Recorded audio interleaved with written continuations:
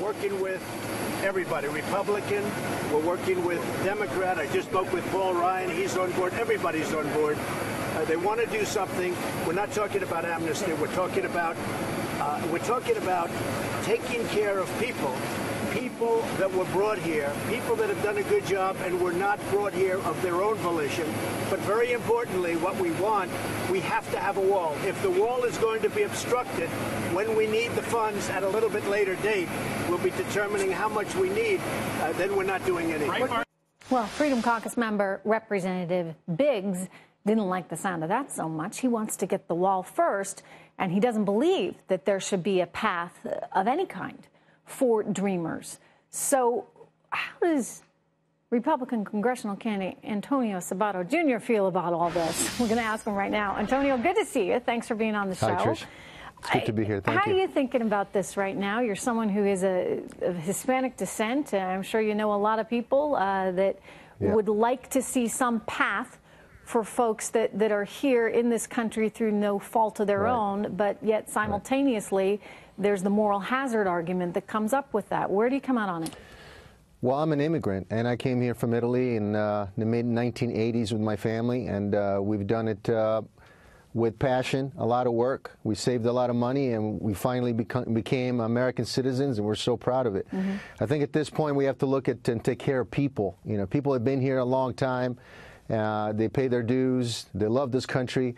They want to be Americans in every sense of the word, and so they deserve to be here. We can't just pick them all up, and it wasn't their fault to be here in the first place.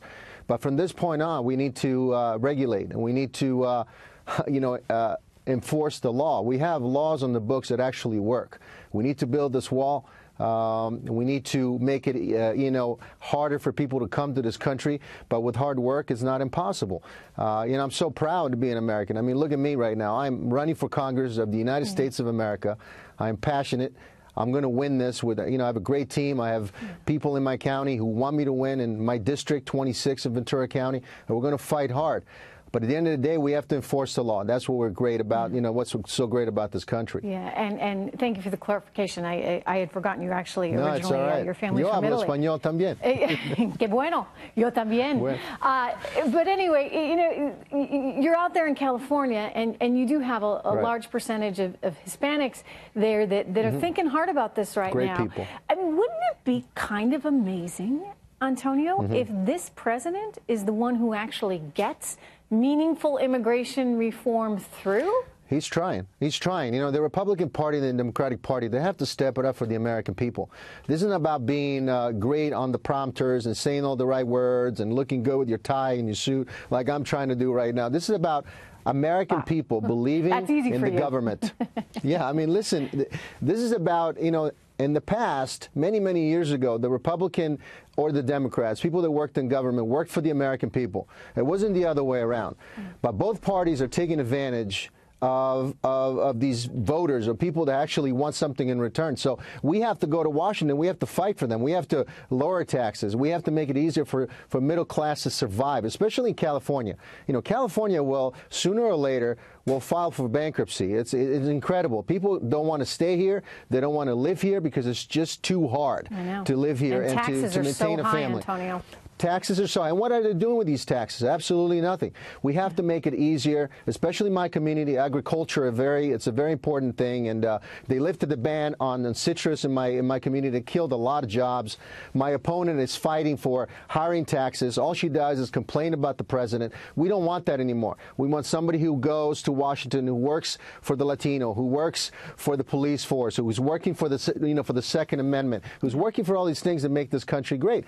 I'm that guy. So I believe that this president, is working extremely hard. Now both parties have to step it up and back him up, because if we back him up, we back our country. Well, it's interesting. You talk about both parties, and in so many ways, I think as a country, we're getting away from this partisan political stuff, right? I mean, and it's important that we kind of discard that, because if you want to get stuff done, you can't be so adherent to just being along party lines. And I think that we're seeing some examples of that. And what you're talking about is productivity, right, Antonio?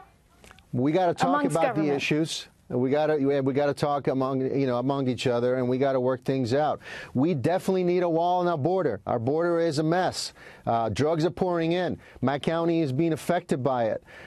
So we need to change that. We have to make it harder for people to come here, especially the bad folks who are coming here to sell drugs, and they affect a lot of families and children all around our country.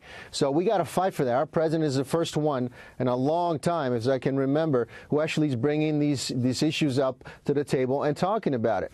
I mean, Go read the book, The Art of the Deal. It's a great book. I read it, and that's what he's trying to do. Now, for me personally, I think in California, my seat is the only one available to win. So go to voteantonio.com and be part of the team. Good luck, Antonio. Thank you so much.